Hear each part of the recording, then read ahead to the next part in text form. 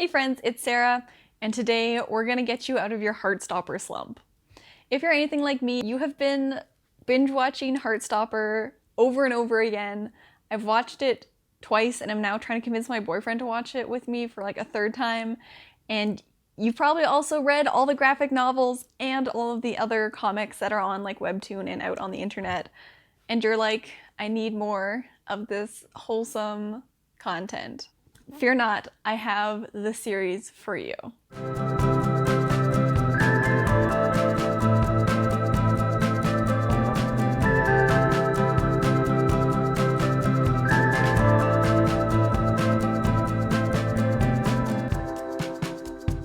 This is also related to why I am wearing a hockey jersey.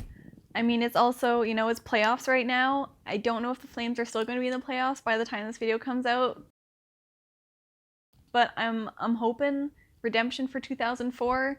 We should have won that cup. Anyways, it's fine. We're fine. We're good.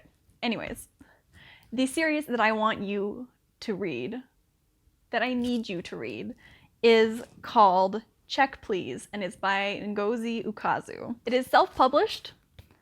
It is also traditionally published. I don't have those editions. I need to buy them. But it's self-published, traditionally published, and it's free online. It started in 2013 as a webcomic on Tumblr, but now it's on like her own website. She's got like a full like Check Please website. So if you just Google Check Please, it's all on there. And it's amazing.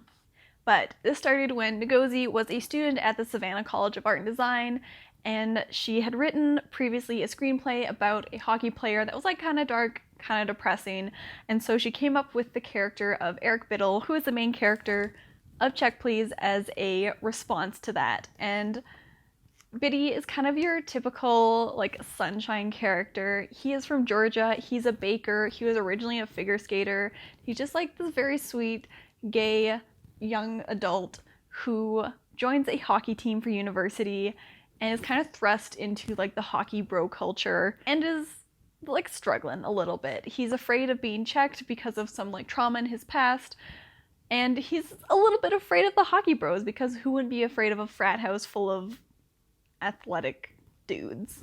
I would be terrified.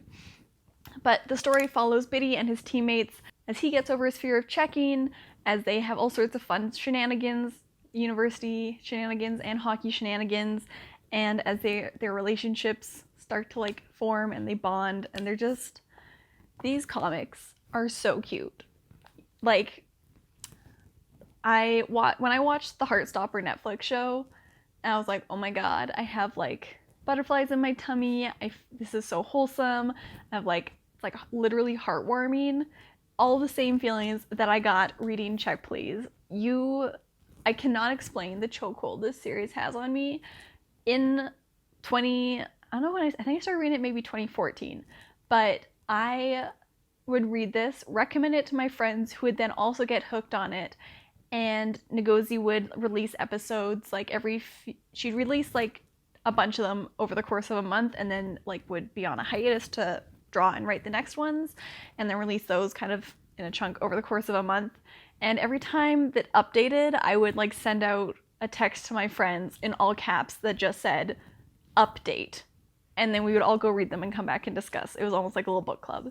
The reason that I think that this will help you get out of your Heartstopper slump, maybe not get out of it, but like continue to feed the Heartstopper-shaped hole in your heart, is it's like decently similar. So Biddy is gay, same as Charlie Spring and Heartstopper, and they both fall for a straight boy that they have sort of befriended and are like, oh my god, he's so cute.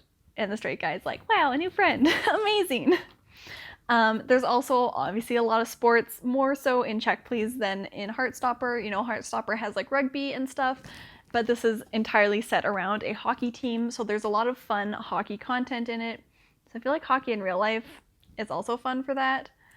For example, there are like extra little comics called Hockey Shit with Ransom and Holster, where they like define hockey slang, and then like there's like a fun little comic afterwards about said hockey slang. So there's all sorts of hockey culture things as well.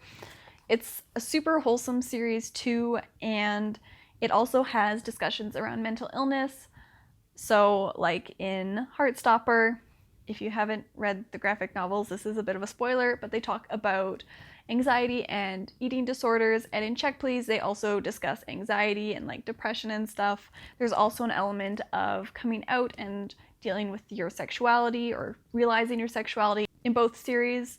So they have a lot of similar themes while still being like different pieces of media. Like I'm never like, I can't remember if this happened in Heartstopper or Check Please, because Heartstopper is more of a coming of age sort of thing, and Check Please is like a little bit funnier, a little more comedic, but still like very wholesome and romantic. Some of the other tropes in Check Please are the like grumpy sunshine couple, which is so well done.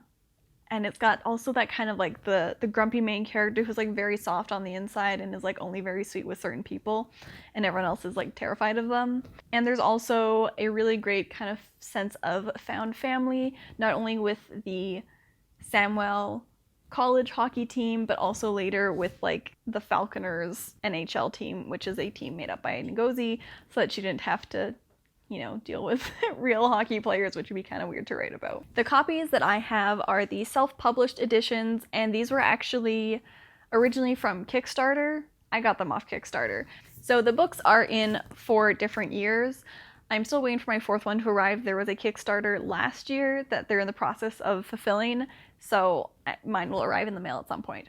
But each year there is like a different Kickstarter for each of the books, and they follow a year of Biddy's college. And by the time that we got around to the Kickstarter for year 4, it was the most funded webcomics Kickstarter ever in the history of Kickstarter, because everyone just loves these books so much. They're just really sweet and wholesome, and the art style in them, I haven't shown you these, but the art style in them is so good. You can also definitely see like the evolution of Ngozi's art, but it's so cute, and all of these side characters are also like really well fleshed out, have fun relationships, and are just like so hilarious. I sit here and like laugh out loud to myself when I read them. There are also huddles, which were part of the Kickstarter as well, which I think she also has a store on dftba.com.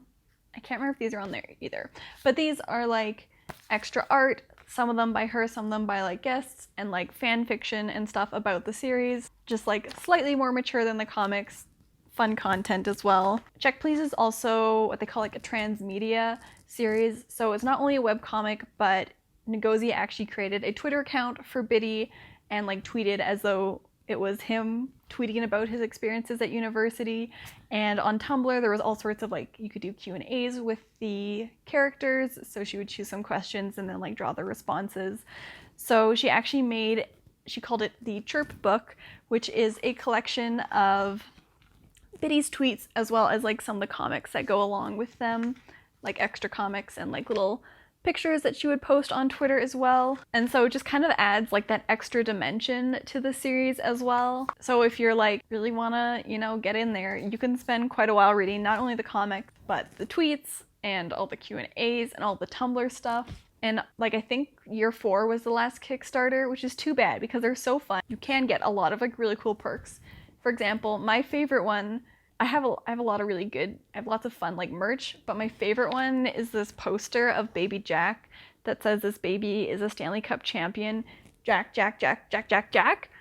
And I want to frame it and put it up in the house because his little dumb baby face makes me so happy. Like you don't even understand how much joy this poster brings me. I have it hanging on like my whiteboard in front of my desk, and it just brings me so much joy every time I see it. I like laugh to myself. Should have made this a cooking video and baked a pie because Biddy always bakes pies.